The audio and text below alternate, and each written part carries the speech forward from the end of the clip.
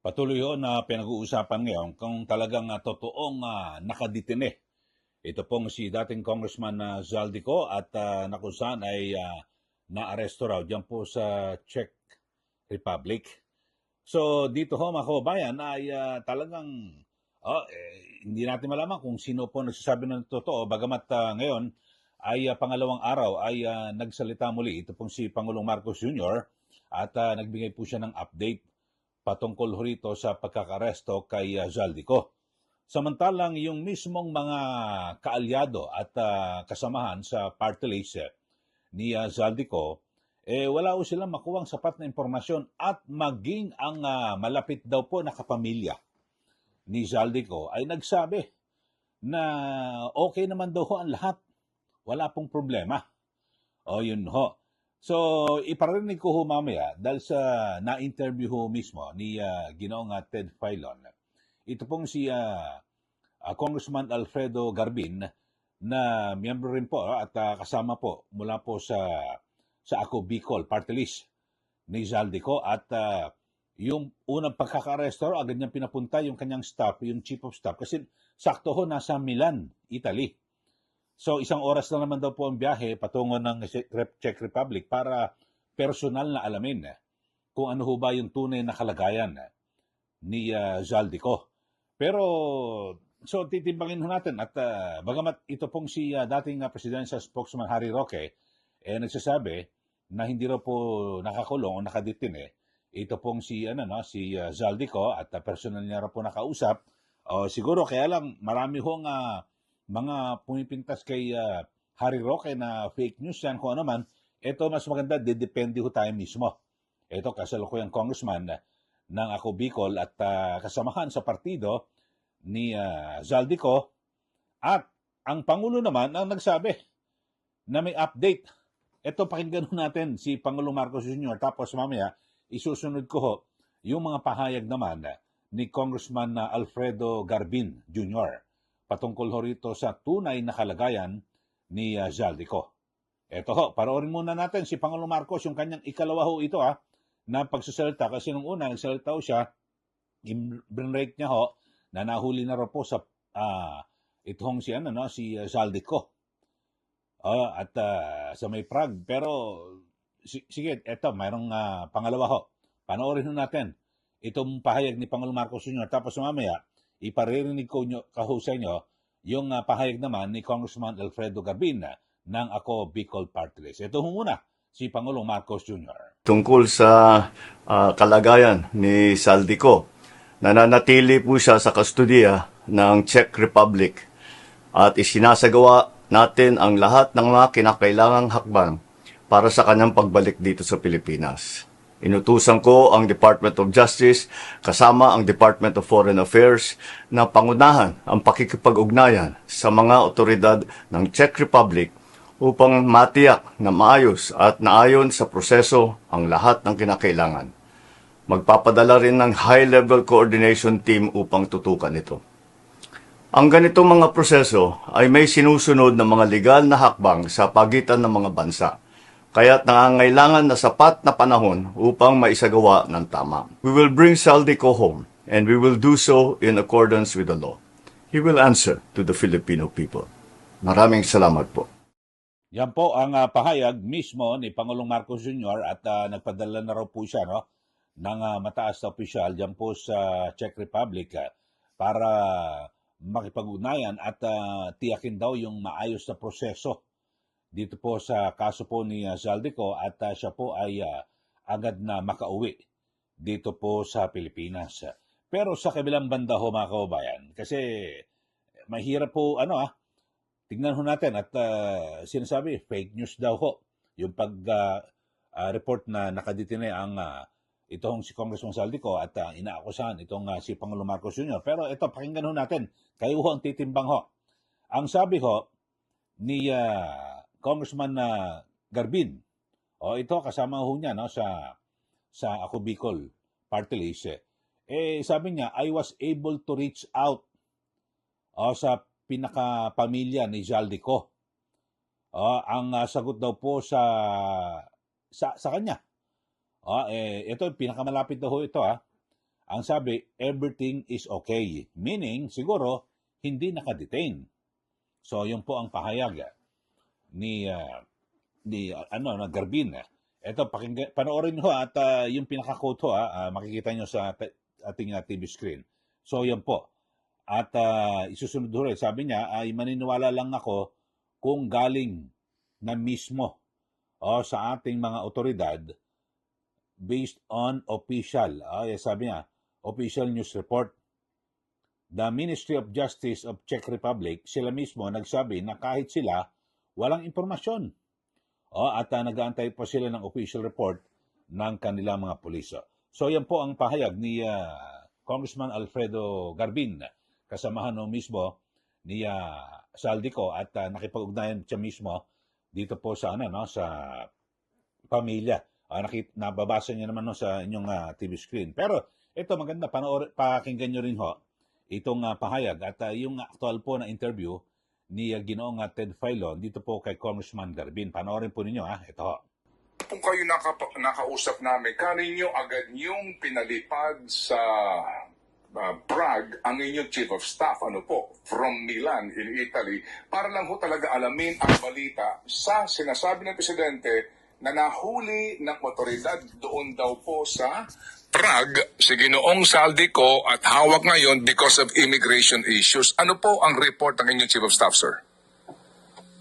Tama po kayo, Manong Ted. Ang aking Chief of Staff, si Attorney Jess Lapus, nagbabakasyon siyang Milan. At agad-agad nung balita na pumutok yung balita na nahuli nga, ay inutusan natin na lumipad na sa Prague to situate the condition of Saldico and to give some assistance kung mapipwede. Bagamat ay pumunta siya kaagad-agad kasi 1 hour lang naman yung kanyang flight. Pagdating niya sa Prague, wala siyang nakuhang any information whatsoever to the authorities, police authorities. Gaya din ang sinasabi ng Ministry of Justice ng Czech Republic. Kung sila nga po ay walang information, how much more kaya yung ating pang inutusan na empleyado na nagbabakasyon sa Czech Republic po o sa Milan. So, until lahot, wala ho talaga tayong information whatsoever. Nakipag-ugnayan ho ba ang inyo pong tauhan sa embahada natin doon sa parting yon ng Europa? Sa katotohanan po sa report, because we presume na kapag ganyan ho, di po ba, attorney, agad dapat sabihan po yung embassy noong tao na kanila pong hawak. Well, tama po, Manong Ted, yun din ang aking instruction to coordinate with our embassy officials. But unfortunately, sabi niya ay sirado because he arrived there Friday evening and then Saturday, Sunday, sarado yung embahada. But what he did is to closely coordinate with the police ng Prague, police authorities, and wala siyang nakuhang sagot at wala ding impormasyon na maibigay yung police authorities sa Prague. So far po, sir, ano po ang hawak niyong impormasyon ngayon dito po sa sitwasyon ni Mr. Saldico? I was able to reach out po sa pinakamalapit, sa pinakapamilya. Ang sagot lang nila sa akin at everything is okay. Okay. So, may chismis na lumalabas na kasama daw yung buong pamilya doon sa pag-cross of border. When we say kasama yung buong pamilya ay siyempre kasama yung mga anak. Siguro. But I cannot confirm that. But the only information that I got which is verifiable sa isang kamag-anak ay sabi nila everything is okay. Meaning siguro hindi nakadetain. I don't know kung ano yung gusto sabihin nila noon kasi I want to inquire further kung nakadetain ba, what's the underlying circumstance. Ang sagot lang nila sa akin is everything is okay. So, Congressman, hindi na po talaga kayo nagtanong kung totoong na-detain si Zaldico. And pwede po ba naming malaman kung sino po itong kaanak na inyo pong nakausap? Ay, on the condition po na huwag i-mention yung kanyang pangalan kasi he wants to protect also his privacy. Nakakaawa naman po. Sige po. Nobody wants to. Oo. Yun lang po ang Okay, so yun po mga kababayan, no, ang pahayag ni Congressman Alfredo Garbin. Ito ay kapartido, kasamahan sa party list ni Zaldico at nakaugnayan ang pinakamalapit po sa pamilya ni Zaldico at na kung saan ay nagsabi na lahat daw, everything is okay. So, okay daw po, wala akong problema. Ano ibig sabihin ho ng, ng pahayag na yon ng pamilya na everything is okay? So, meaning siguro, hindi nga nakadetain. Yun ho, ang binabanggit ni Congressman Alfredo Garbin. So, dito ho ay talagang lahat to tayo maninimbang Kasi parang mag-aalangan ka rin sabihin na fake news si Pangulong Marcos Jr. dahil sa presidente ho yan, dapat ho talagang yung natatanggap niya pong impormasyon ay talagang na may basihan po yan. Sa kabilang banda ho, hindi mo rin masasabing fake news itong sina Congressman Alfredo Garbin kasi ito ho, bukod sa kaibigan ay kasamahan po sa partido, kulig, kasama po sa Ako Bicol Party List at nakipag-ugnayan na po diyan po sa pamilya na sinasabing everything is okay. So, kung hindi naman magsasalita ng okay lahat, kung hindi nakakulong, pwede namang sabihin na, hindi, ito nakakulong, inaayos pa namin. Iba ho yung sagot. Or, at ito pa ho, meron din hong inutusan yung chief of staff na sakto ho ay nagbabakasyon sa Milan. Inutusan din daw ho para pumunta ron sa Czech Republic. Yun ho sabi. At yun ho, wala ho sila nakuha impormasyon dahil sa Ministry of Justice daw ng Czech Republic sila mismo nagsasabi na kahit sila wala silang impormasyon at nag-aantay pa sila ng official report mula sa mga pulis. So yun po medyo malabo pa ho mga kababayan. Ito ho at meron din binabanggit si Attorney Harry Roque na bagamat siyempre pag si Harry Roque ang nagsasalita sabihin ako fake news yan kasi yan pong aligasyon na Malacanang sa kanya. Pero sa kabilang banda, kaya ang ginamit ho natin na basihan ay itong si Congressman Alfredo Garbin, na kapartido ho ni Zaldico, na kung saan ay wala ho, talagang hindi ho magsisinungaling ako anuman.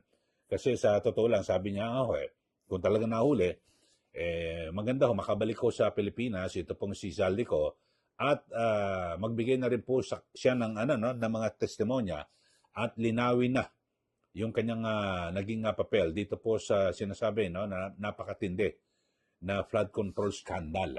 At ito yung pagnanakaw ng pera ng pondo ng bayan at napinugatan ito yung mga flood control projects na ito. So yun po, mga kababayan, ang gusto ho nila makabalik sana. Pero sa ngayon, wala pa ho silang konkretong impormasyon. May pumunta na ho mismo doon sa Czech Republic ay wala ho na makapagbigay na impormasyon. Pero dito ho, alam nyo ho, sa pangyayaring ito ay dito ho ay masasabi natin na inilalagay ho ni Pangulong Marcos Jr. yung kanyang sarili sa balag po ng alanganin. Kasi bilang isang Pangulo, alam nyo, marami ho, iba pang mga opisyal ho ng gobyerno na kadalasan, meron po silang spokesman. Kasi mas maganda ho sana ang ginawa ng Pangulo, may nakuha siyang ganyang impormasyon, hinayaan niya magsalita yung kanyang spokesman. Di ba? Para kung sakali, kalaunan man, ay biglang nagkaroon po ng kapalpakan o hindi inaasahan na mali yung impormasyon na naibigay, merong makaka-eksito, makaka-iskerda ho ang Pangulo kasi pwedeng sabihin ako nagkamali yung spokesman So ito talagang totoong report.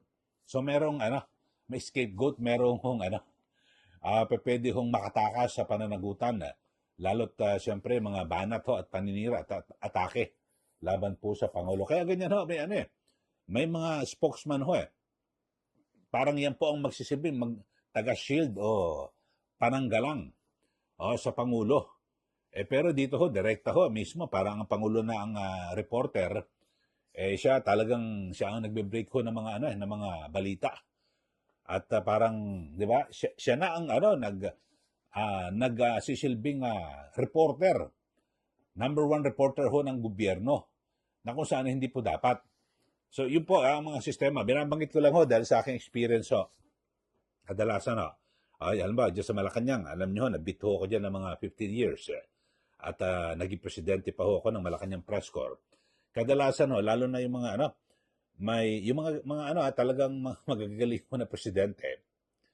Ang ginagawa ho, may i-announce sa spokesman pinapaano. Dati, ang tawag po ho dyan, press secretary, ngayon, PCO secretary, no? Yung pinapa-announce. Pag medyo parang sabihin natin hindi tinanggap na maganda ng tao, iko-correct ng kautihan ng presidente. So parang isa-sakripisyo yung press secretary na parang siya ang nagkamali. Kadalasan ho ganon. At kung minsan naman ay halimbawa depende kasi pwede pang ma-correct So maisasalba yung reputasyon ng Pangulo. So pero sa ngayon, siya na mismo nag-anunsyo. Wala ho tayong magagawa ho dyan. Kaya titimbangin, kayo sa ating mga viewers ho ngayon, sa ating mga listeners, sino ba ang fake news sa tingin nyo? Itong si Pangulo Marcos Jr. na nagsabi na inaayos na at pauwi na dito sa Pilipinas. Itong si Saldico. At sa kabilang banda naman, itong si Congressman Alfredo Garbin Jr. na mismong kapartido kasama ho sa Ako Bicol Party List. At talagang kaibigan niya ho, itong si Saldico, nakipag-ugnayan po sa pamilya na sinasabi, everything is okay. So, ano ho masabi? Sige, magbigay na po kayo ng comment dito po sa ating channel. At syempre, paki-subscribe po yung ating channel. At huwag niyo rin pong kalimutan na i-like at i-share. Sundan niyo rin po yung aking Facebook, Eli Saludar. At so, yun lang ho. Ingat ho. Sana maging ang presidente o iba pang head ng agency, kung meron naman kayong spokesman, hayaan nyo na sila magsalita para iwas sa aberya. Okay, so yun lang. Pero sa aking panunaw rito, hindi ho dapat na ang Pangulo ang nagbe-break ho ng kanyang mga balita. Di po ba? Lalo't maliban lang, siguro kung ipipresent na sa salubungin sa airport, tapos ipipresent, i-turn over sa PNP, kung gusto mo, nandun ang Pangulo, okay lang. Pero kahit na hindi naman kailangan hindi po ba? Sige, ibigay niyo na po inyong comment dito po sa ating channel. At muli, ito po si Ka Eli. Maraming salamat at magandang araw po sa ating lahat.